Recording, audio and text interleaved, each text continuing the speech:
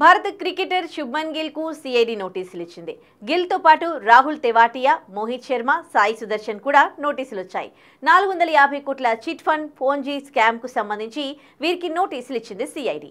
BZ group బ్యాంకుల కంటే అధిక వడ్డీ ఇస్తామని ప్రజలను మోసం చేసి 6,000 కోట్లను సేకరించి మోసం చేసింది. ఈ కేసుకు సంబంధించి ఇప్పటికే BZ group CEO Bhupendra Singh ఝులాను గుజరాత్ సిఐడి పోలీసులు అరెస్ట్ చేశారు. అయితే బీజెడ్ గ్రూప్ లో గుజరాత్ ఆటగాళ్లైన వీరు పెట్టుబడి పెట్టినట్టు తెలుస్తోంది. అందుకే శుభ్మన్ గిల్, రాహుల్ తెవాటియా, మోహిత్ శర్మ, సాయి సుదర్శన్ కూడా నోటీసులు ఇచ్చారు. ఐపీఎల్లో గుజరాత్ టైటాన్స్ కు నాయకత్వం వహిస్తున్న శుభ్మన్ గిల్ ఈ కంపెనీలో 1,95,00,000 రూపాయల పెట్టుబడి పెట్టాడు. మిగతా వారు అతని కంటే తక్కువ మొత్తంలో పెట్టుబడి పెట్టినట్టు తెలుస్తోంది. ప్రస్తుతం సిఐడి పోలీసులు భూపేంద్ర సింగ్ ఝలా, రిషిక్ మెహతా బ్యాంక్ ఖాతాలను పరిశీలిస్తున్నారు. ఇక భూపేంద్ర సింగ్ ఝలా బ్యాంక్ కంటే ఎక్కువ వడ్డీ ఇస్తామని చాలా మంది వద్ద డబ్బులు సేకరించారు. కొద్ది నెలల తర్వాత కంపెనీపై అనుమానం రావడంతో పలువురు సిఐడికి ఫిర్యాదు చేశారు.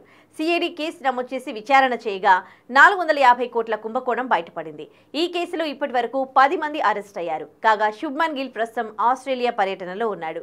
మిగతా క్రికెటర్లు ఇండియాలోనే ఉన్నారు. కానీ దీనిపై వారు ఇప్పటి వరకు స్పందించలేదు. వీరు వారి లాయర్లతో సంప్రదించి స్పందించే అవకాశం ఉంది. ప్రస్తుతం కేసు విచారణ దశలో ఉందని ఓ అధికారి తెలిపారు.